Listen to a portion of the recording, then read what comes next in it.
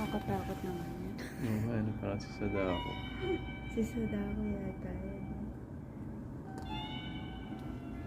Diyan, picture lang ito.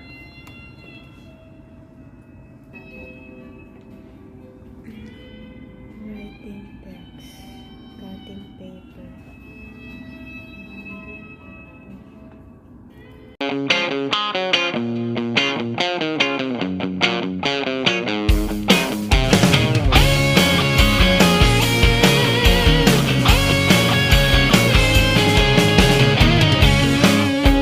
Rock TV!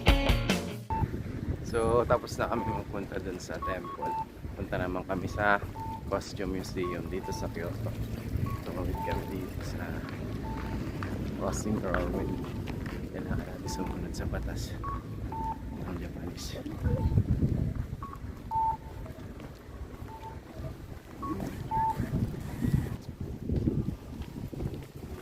Lahit na?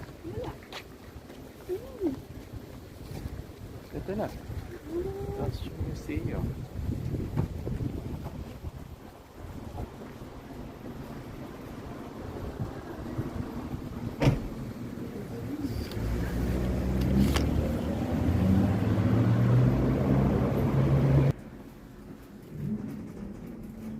So, fifth floor yung ating Costume Museum.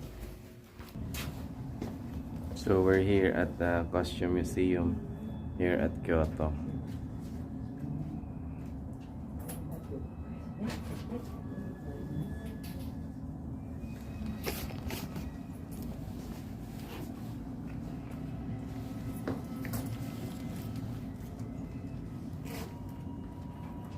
The Costume Museum opened in 1974 with life-size doll.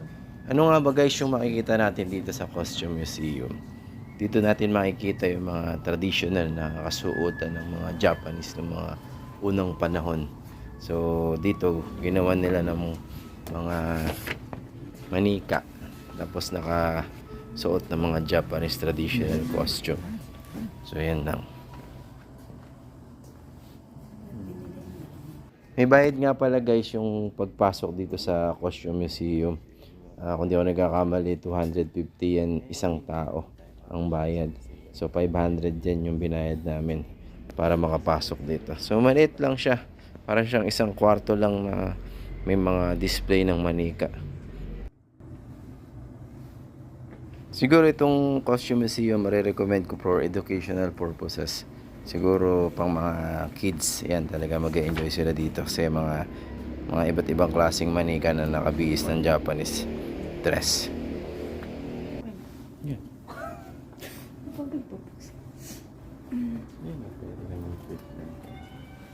Nakakatakot naman yun. Ano parang si Sadako. Si Sadako yata yun. Diyan, picture lang ito.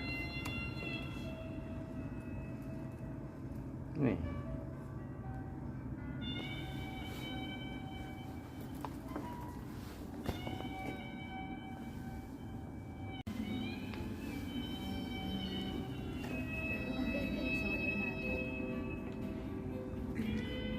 Writing text. Cutting paper.